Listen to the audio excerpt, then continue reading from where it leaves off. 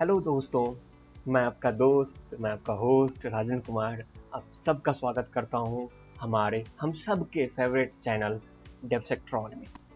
हमने पहले भी 2 वीडियो रिलीज़ किए हुए हैं इस चैनल पे, जिसको आप जाके विज़िट कर सकते हैं। वो videos basic information all about ethical hacking के बारे में था, जिसमें आप देख सकते हैं कि एथिकल हैकिंग में क्या-क्या अपॉर्च्युनिटी है, क्या-क्या हमें सीखना होता है, क्या-क्या जॉब अपॉर्च्युनिटी होता है, क्या हम बिना जॉब किए भी क्या हम एथिकल हैकिंग से एक अच्छी खासी इनकम जनरेट कर सकते हैं, या हम क्या और भी सारी बिजनेस अपॉर्च्युनिटी है, और इसके साथ-साथ क्या ऐसे सर्टिफिकेशन है जो हमें एथिकल हैकिंग में काम आता है। ठीक है? वो सारी चीज़ें आप हमारे पिछले वाले वीडियोज़ में देख सकते हैं। सबसे पहले मैं आप सबसे माफ़ी मांगना चाहता हूँ कि आपको सबको ये वीडियोस काफ़ी दिनों के बाद मिल रहा है। कुछ ऐसे अर्जेंट काम आ गए जिसकी वजह से हमें टाइम नहीं मिल पा रहा था। हमने लेकिन फटाफट उस काम को निपटाया और बोले भाई हमें ज़्यादा दिन वेट नहीं करना चाहिए आप लोगों को। सो हम नया वीडियो लेके आए हैं आप सबके लिए, और ये काफ़ी इम्पोर्टेंट है आप सबके लिए, क्योंकि आपको बेसिक पता होना चाहिए। एक आपको बेस पता होना चाहिए कि बेस किस चीज़ का बेस क्या होता है। और अगर हैकिंग की बात की जाए, चाहे आप वायरलेस हैकिंग की बात करें, या आप डेस्कटॉप हैकिंग की बात करें, या आप मोबाइल हैकिंग की बात करें, तो सभी जगह ये फंडामेंटल अप्लाई होते हैं।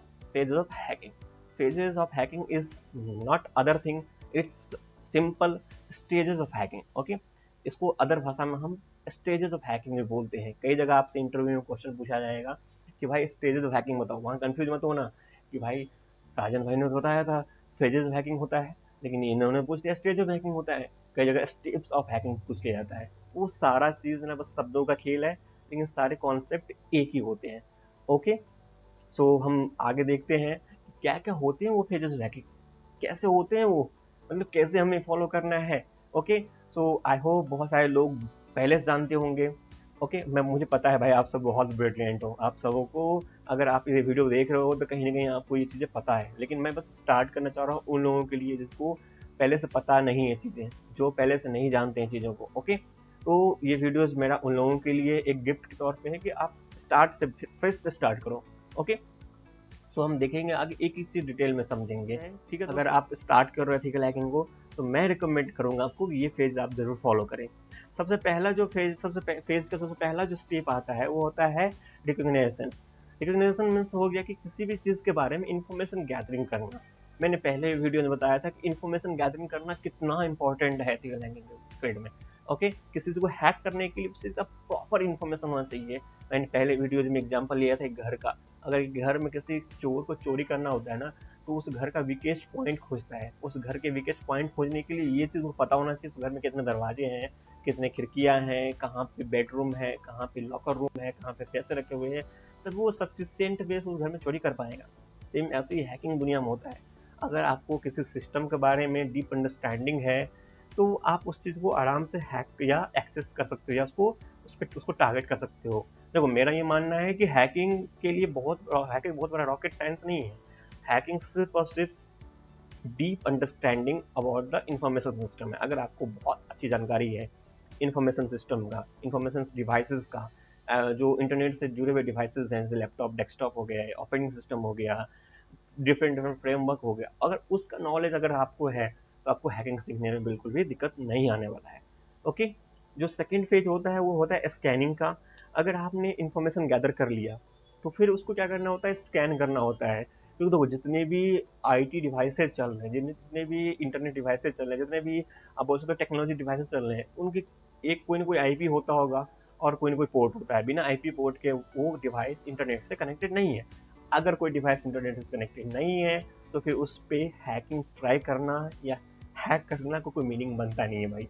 क्योंकि हैक ऑलरेडी जो ऐसे डिवाइस होते हैं जो इंटरनेट से कहीं ना कहीं इंटरनेट या से कनेक्टेड है, या एक नेटवर्क में कनेक्टेड है। ओके, तो उस डिवाइस पे कौन कौन से पोर्ट्स खुले हुए हैं, कौन कौन से ऐसे पोर्ट्स ओपन है, उसका पता लगाना, साथ ही साथ उस पर कुछ कॉमन वनलिटीज क्या है, वो पता लगाना, वो आता है स्कैनिंग फेज में। उसके बाद जो नेक्स्ट स्टेप है, आपके पास इंफॉर्मेशन आ गया, आपके पास वो सारे पोर्ट्स आ गए, वो सारे सर्विसेज आ गए जो उस पोर्ट्स पर रन कर रहे हैं। उस इंफॉर्मेशन, वो जो सिस्टम है जिसके बारे में आपको इन्फॉर्मेशन चाहिए था, वो पूरा इन्फॉर्मेशन आपके पास इकट्ठा आ गया। अब उन दोनों चीज़ों का यूज़ करके आप क्या करेंगे, उस सिस्टम में एक्सेस गेन करने की कोशिश करेंगे। जो थर्ड फेज होता है वो होता है गेनिंग एक्सेस। मीन्स क्या हुआ कि जो वल्नरेबिलिटीज है, अगर किसी भी सिस्टम में कोई सा सिस्टम है जिसपे क्या है कि ओपन पोर्ट से 22 ओके एसएसएस पोर्ट ओपन है, और आपने ये स्कैनिंग ये पता लगाया कि वो जो एसएसएस पोर्ट है, जो एसएसएस सर्विस है वो वल्नरेबल है क्योंकि वो ओल्ड वर्जन का जो सर्विस इंस्टॉल्ड है उस पर।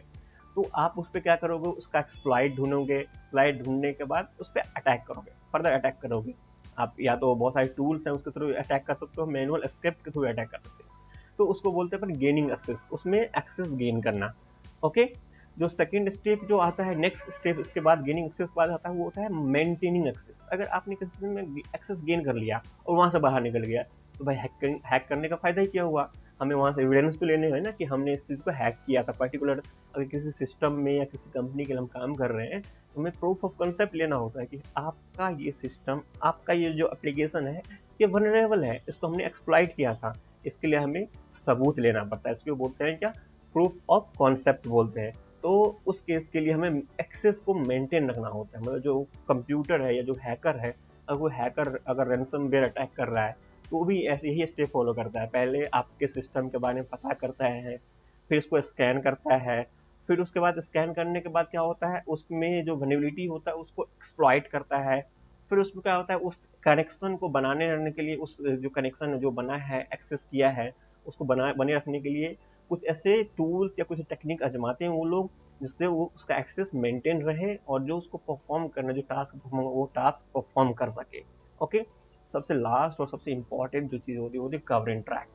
आप अगर एक अच्छा हैकर हो या फिर एथिकल हैकर हो या एक कोई अच्छा अटैकर, वो सबसे ज़्यादा इम्पोर्टेंट ट्रैक, जो इम्पोर्टेंट स्टेप रहता है, स्टेज रहता है, फेज रहता है, वो होता है कवरिंग ट्रैक।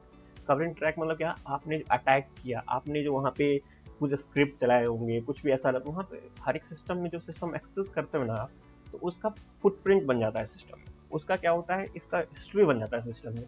ठीक है, आपने सिस्टम को एक्सेस किया था, किस आईपी एड्रेस से किया था, कैसे किया था, वो सारे एविडेंस उसमें बन जाते हैं। जब कभी भी किसी कोई सिस्टम हैक होता है उसके बाद क्या होता है, जब पता चलता है कंपनीज को या जिसको उसको रियल ऑनर है, तो वो क्या करते हैं, उसका एनालिसिस करवाते हैं, हैकिंग के बाद मलवेयर एनालिसिस करवाते हैं। उस ट्रैक में, उस एनालिसिस में आप ना पकड़े जाओ या जो अटैकर हो तो वो पकड़े ना जाए, उसके लिए वो क्या करते हैं, कवरिंग ट्रैक करते हैं। मतलब उस चीज़ को, उस सबूत जो होता है उसको मिटा देता है, अपने स्क्रिप्ट को हटा देना, अपने नाम से कुछ अगर कुछ चीज़ छुटा हुआ है तो उसको हटा देना वहाँ से। ओके, तो ये जो स्टेप है, ये जो लास्ट वाला स्टेप है, ये काफ़ी इंपॉर्टेंट लगता है। ओके, मैं आप सबसे यही उम्मीद करता हूँ कि आप सब बहुत अच्छे करेंगे आगे और चीज़ों को सीखेंगे step by step. Okay, so thank you so much.